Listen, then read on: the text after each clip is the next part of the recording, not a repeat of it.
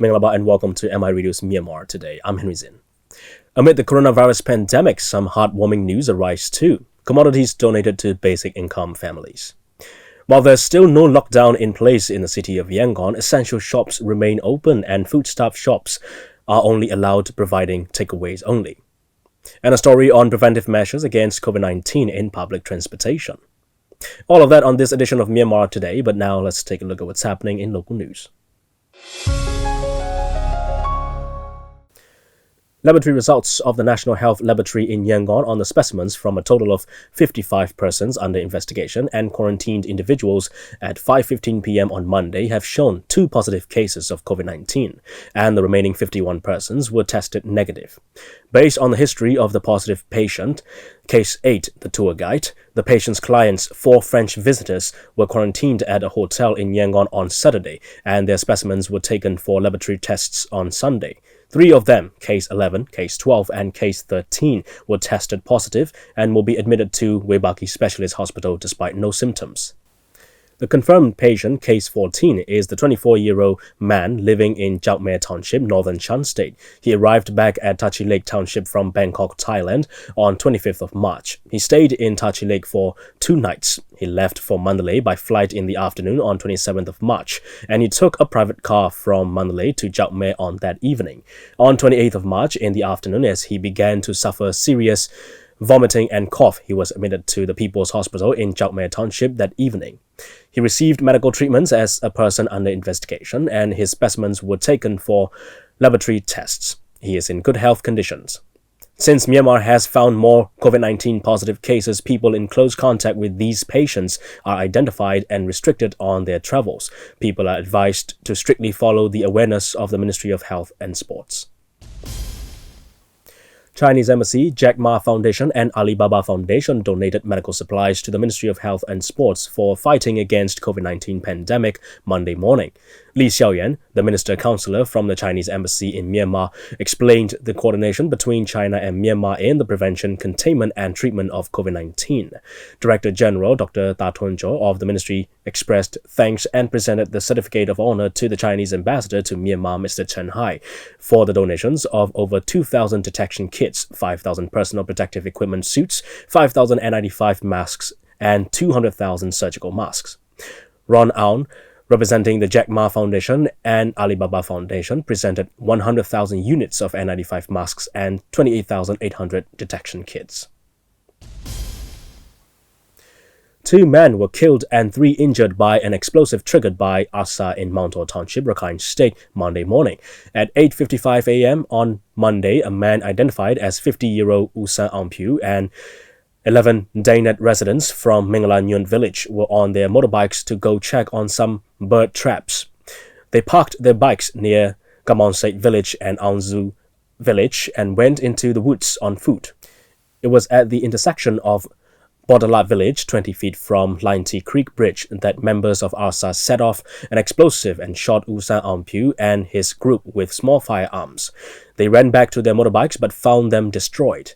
Usan Ampu and 9 others managed to escape the Gamonsait village around 9 a.m. and he and 2 others suffered non-fatal serious injuries, while 2 men identified as 35-year-old Ujo Daimao and 20-year-old Umaume from Aundabe village and Gamonsait village respectively were missing.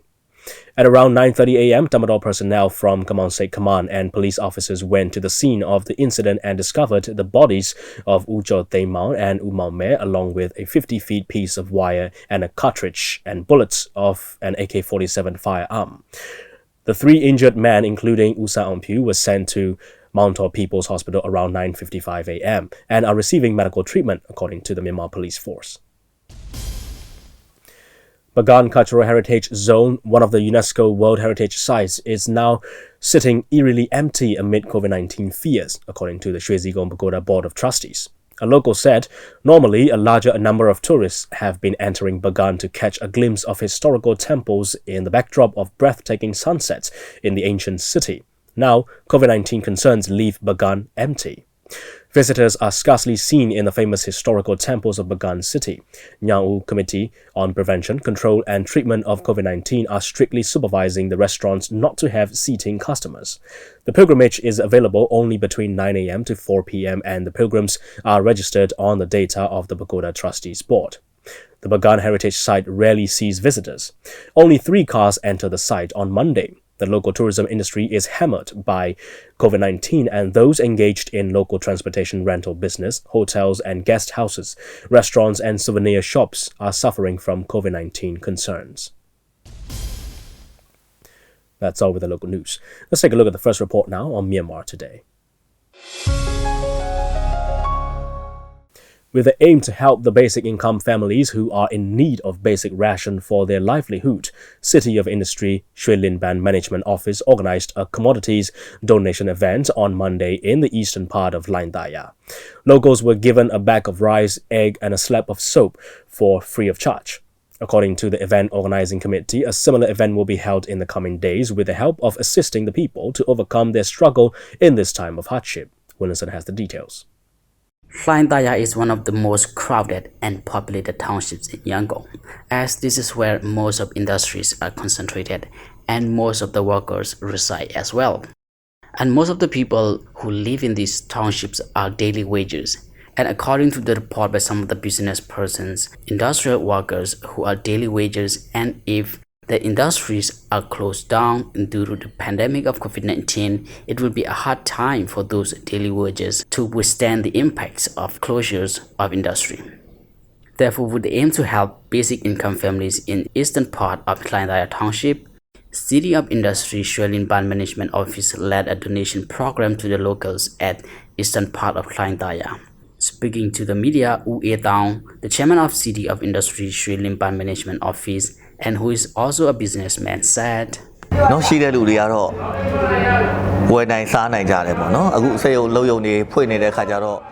the people who can afford, they can buy as they want and store at home. But here in this part of area, most of the people are migrant workers, working at the factories mostly as daily wagers. For those people, they cannot afford to buy as they want and store at home for a long-term ration. As they are being called, they are mostly squatters. Many of these squatters are also working on the roadside, selling what they can. Job opportunity is less available after the outbreak of the virus, which is directly affecting their livelihood. Therefore, with the aim to help the people who are in need, with the collaboration of some members of the committee, we can donate 15 million jets. The locals, mostly squatters, are given 1 bag of rice, 5 eggs, and a slab of soap. According to the event organizers, there will be another donation event on 7th of April in the same area. Though the locals receive a bag of rice, 5 eggs, and a slab of soap for free of charge, it will not be free in the next time. As the event organizer said, if things are free, everyone wants to get free presents. Therefore, to cover the donors' loss from the next time, these basic commodities will be sold at a fair price, which will be also still much cheaper than the price at other shopping malls. Speaking further, Wu Etang also said, What the authorities are worried about is if the people rush in crowd for groceries, then the people will be likely to get infected with the virus. So we don't want that to happen. That's why we first collected the number of houses in a particular area, and then we delivered these groceries to their houses, avoiding the queue where the chance of spreading the infection is very high. Speaking to MI Radio after receiving a bag of rice, eggs, and a slab of soap, Wu Kim Min, a local, said, We are so grateful for the donation we receive in this time of need. These days we cannot go out like we used to. We are told to avoid the crowd. But we are worried that if the thing gets worse day by day, we are worried that it will be very hard for us to earn livelihood as far as we must go through the fear of the virus and the livelihood. We only hope that the government will support us well in the time of need like this. Speaking to MI Radio on the current situation of COVID-19 monitoring in Lain Daya Township, U Jiaosui, township administrator for eastern part of Klang Thaya, also said, Till today, there are 172 people who have to come to Klang Thaya from abroad. The medic team had already checked the status, so if there is anyone who should be put into quarantine, we have already cleared a place for them for quarantine. Around 20 males and 13 females are kept under quarantine till the data of yesterday. We collect the data of all the people who return from abroad, and then we send the data to the medic team. The medic team will decide where to keep them, under quarantine or separate at home. All we want to tell to the public is that do not worry. The government has already planned it how to manage even if we have to go through lockdown. This is Williamson for MI Radio. That's a report on commodities donated to basic income families. All right, we'll carry on with the next report. When preventing and controlling the spread of the COVID-19 infection, some inessential shops are closed and some food shops are instructed to just provide takeaway services to avoid mass gatherings. An update of the COVID-19 confirmed cases in Myanmar is at 14 as of Monday. Dora Swizin has the details. As of 30 March, Myanmar has seen 14 confirmed cases of COVID-19 infection. It has been a week since the first day of positive cases were confirmed. To prevent and control the spread of the virus infection, the government is accelerating necessary procedures. In Mandalay, shops selling essential consumer goods, meat and fish, vegetables, and medicines will remain open, and non-essential shops will be closed down starting from 28 March. In Mandalay Zecho, the shops are allowed to sell their items and to deliver their goods to the houses till 4 p.m. In Yangon, some shops in Bojo Market have been closed, and just essential basic commodity selling shops remain open. For the food shops, including tea shops, rice and meals shops, and other street food shops, are allowed providing only takeaway. On 28th March, we received the notice to provide only takeaway. I bought the necessary items for a takeaway, but I had to reduce the amount of food. Some people who are going to other places will not get takeaway on their way. We can sell to just some households near here and some workers. We have to continue opening the shop in any way we can to earn some money for our 5 workers. Although the shops are servicing takeaway, it becomes more difficult since some workplaces have already been closed. The shops depending on the employees and workers are facing a decrease in selling rate. However, the shops are not denying following the instruction just to provide takeaway services.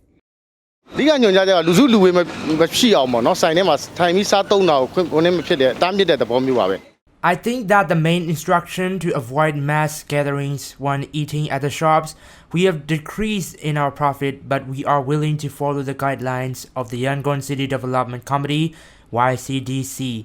We are dealing with different customers, so of course we have some worries about infection. But as the prevention, all the workers of our shop, including me, stay healthy, wear masks and gloves. We give priority to the hygiene by following the guidelines. However, the supermarket still is open, and State Councillor Aung San Suu Kyi has already mentioned in her speech that the government has no plan to shut down the necessary public services, markets, or commodity centers. The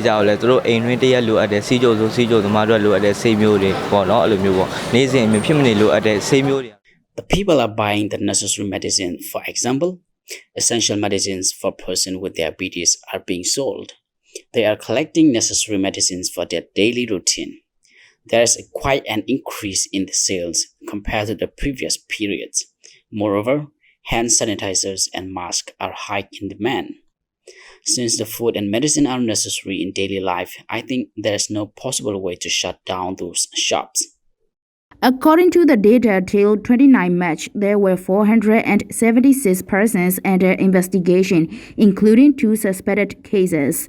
403 cases show negative. There are 63 pending laboratory results. Including the data announced as of 30 March, there are total 14 confirmed cases.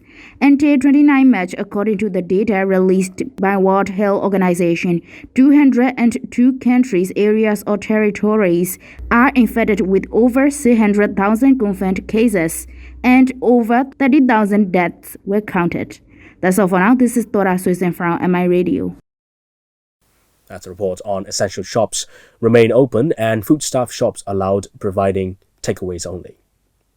All right, let's have a look at the currency rates now from Myanmar Central Bank and the stock exchange. $1 is at 1,393 jets. 1 Chinese renminbi is at 196 jets. 1 euro is at 1,545 jets. 1 pound sterling is at 1,727 jets. 1 Singapore dollar is at 977 jets. 1 Malaysian ringgit is at 322 jets. 1 Thai baht is at 42 jets, and the Indian rupee is at 18 jets. Gold is trading at $1,614. Silver is at $14, and Brent crude oil is at $21. On the Yangon Stock Exchange, FMI is at 10,000. MTSH is at 3,500. MCB is at 7,700. FPB is at 21,000. TMH is at 2,600. Stay with us as we are joined by Xu Qingduo, a senior journalist from China Media Group, giving some expert opinion on how to restore the global economy. Now, Mr. Xu, last week the virtual summit of the G20 leaders was held, addressing the need to restore the global economy, which is under tremendous pressure due to the pandemic outbreak. So what do you think are the strategies the world leaders will take to restore the global economy? Well, exactly because of the economic fallout out of this global efforts against coronavirus. So you see the economic situation in many countries are, I would say, very depressing. And the figures from China are indicators of how badly the situation can be, not only in China, but also in other major economies like European economies, Germany, France, or UK, and also the United States. Because if you want to fight the virus effectively, so far the proven means is to basically lock down a certain region or certain cities, or even the entire country. If you do that, and in many cases you have to do that, and then the economy will be hugely damaged. Basically, there will be a standstill of the economic activity. So you can imagine the aftershock of this crisis. The G20 summit obviously is called to deal with such a, I would say, a nightmare scenario, which is probably worse than the 2008 financial crisis. The summit deals with basically two issues. On one hand, basically there's a strong commitment by the leaders of the 20 major economies as well as international organizations to fight the coronavirus pandemic. They vowed that they will do whatever it takes to overcome this pandemic. So this is encouraging because whatever we need to do to save people's jobs, to support our economies, before that, you have to bring the situation under control against the spread of the virus. Now, G20 nations pledged a united front on Thursday in the fight against coronavirus, saying they were injecting $5 trillion into the global economy to counter the pandemic amid forecasts of a deep recession. Could you explain more about that? And the second issue, of course, is about the economy. So there's a commitment of $5 trillion to support global economies. This commitment will be obviously conducted by 20 major economies in their own ways, because major economies are introducing different measures to support their own economies, to preserve the jobs, to to keep the economic activity going on. And also very important issue actually, which is related to both fighting the pandemic and also keeping the economic activity up, that is the trade issue. If you look at the area of medical supplies, you will see some countries are imposing bans of the export of some of the medical supplies, and other countries are even taking measures to ban export of certain agricultural products for fear of whether there will be enough to feed their own people, or whether there will be enough to get from the global market because of the, I would say, you can see a lot of restrictive measures taken by many countries.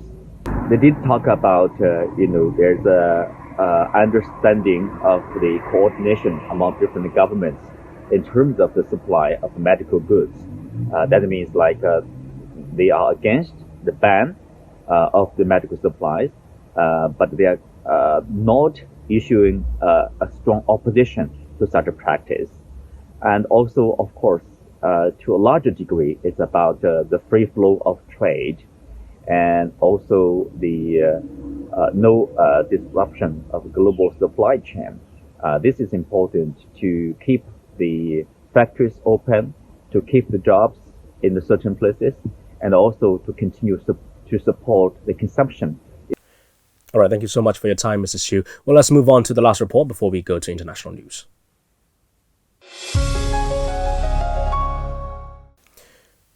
The rumors that the public transportations will be shut down or the number of bus lines will be reduced are widely spreading on Facebook. U La-ang, Joint Secretary of Yangon Region Transport Authority, confirmed with MI Radio that there are no plans to shut down the public transportation. Pyo Tiritu will tell us more. The rumors that the public transportations will be shut down or the number of bus lines will be reduced are widely spreading on Facebook, an extremely popular social media in Myanmar.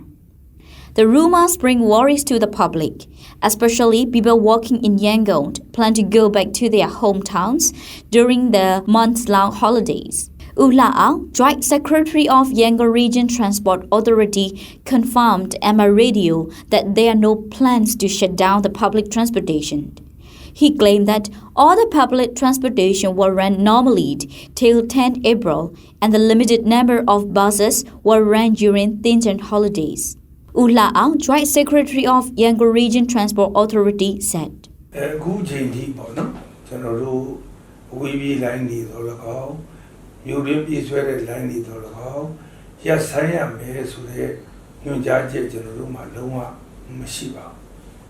Till we haven't yet received any instruction to shut down the public transportations, the city bus lines and highway bus lines. The rumors that running highway buses and some city bus lines are shut down are spreading among the public during these days. We have confirmed all these responsible departments as YCDC, YRTA, and Ministry of Health and Sports. There is no instruction or announcement of shutting down the public transportation. These are just the rumors. For the first step of precautions, we have put up the COVID-19 awareness raising posters and precautions on both the city buses and highway buses. We also have played the awareness raising audio and video of Ministry of Health and Sports instead of the advertisements on the buses. We are restricting the cleansing processes of the city buses and highway buses to use alcohol in cleansing all the space that the public is exposing. We have postponed all the public gatherings in aspect of the YRTA, including the registration for city taxi, until the end of April. We have instructed the bus lines to take surveillance measures and inform if any suspected symptoms are shown in the passengers. All the bus lines have been instructed to follow the preventive measures in the wake of COVID-19. YBS 21 driver U Tan-seok told MI Radio what he was instructed to follow during this preventive period. U Tan-seok, driver of YBS 21, said. Whenever we arrive at the bus stations, we clean and spray the buses with chlorine pesticides. We are instructed to wear the mask, wash the hands, and care the personal cleanliness. For ensuring the safety and security of the drivers and the passengers, the preventive measures should be also followed. Kodurasin is a YBS passenger, and he suggested that the passenger also need to follow the preventive measures. Kodurasin, YBS passenger, said, Sometimes I take a taxi, but mostly I use YBS for transportation. The common precaution that we will follow is hand washing. Whenever I have to go to the crowded places like bus stops in downtown, I wear the mask to protect the visual area. I have seen do's and don'ts for prevention of COVID-19 on the display of buses, but I see only 10 out of 40 passengers wearing the mask while taking the buses. The masks and hand sanitizers are a bit expensive than before. I think we need to wear and use for the safety of our family. I heard that people are working from home. People who still need to go out like me should follow the precautions. I am Jyoti Ritu. This is news reporting from MI Radio. And that's all we have for today's reports. And it's probably time to check on some international news here on Myanmar Today.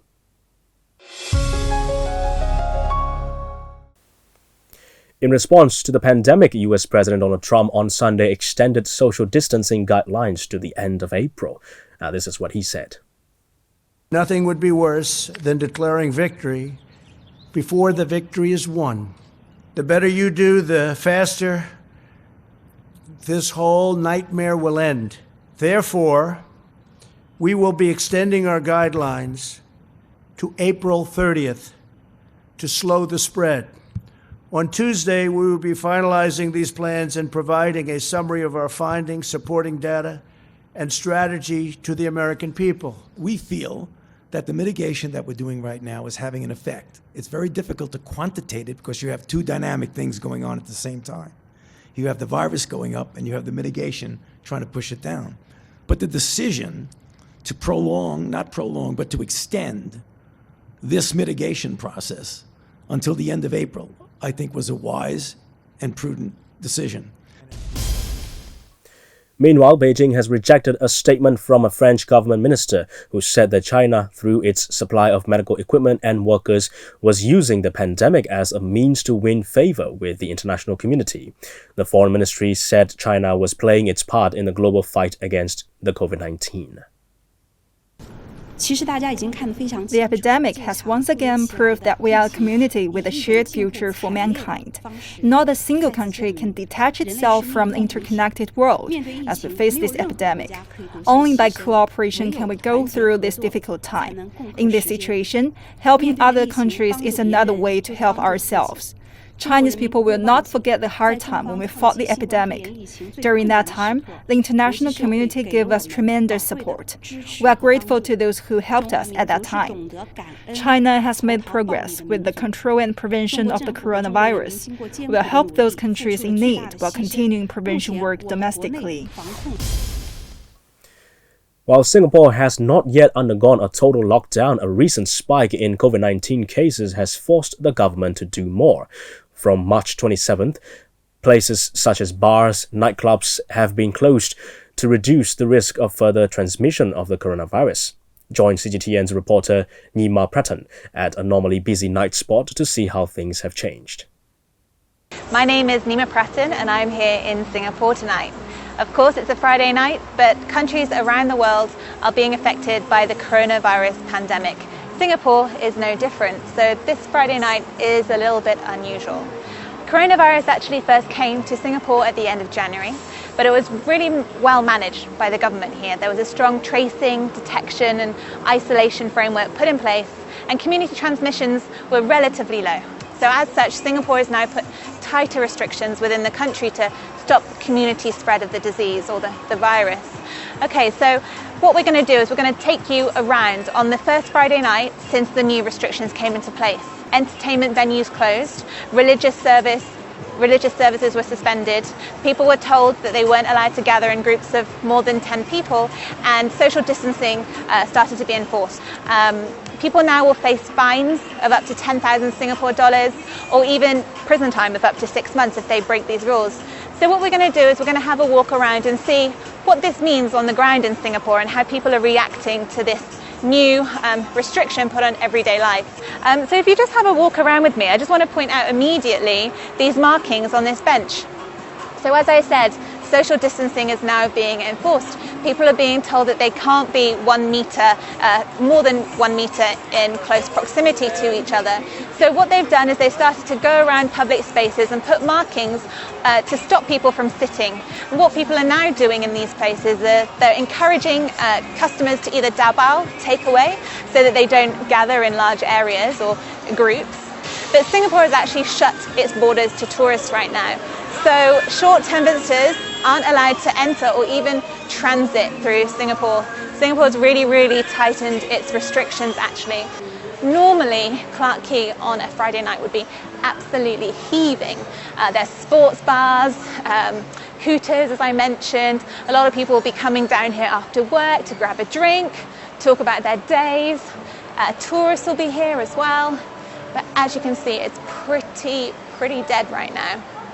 Yeah, so Singapore still relatively safe compared to other places around the world, other centres of the epidemic right now, but Singapore certainly isn't taking or being lax at all. They're putting in precautions to kind of preempt more community transmission that could happen.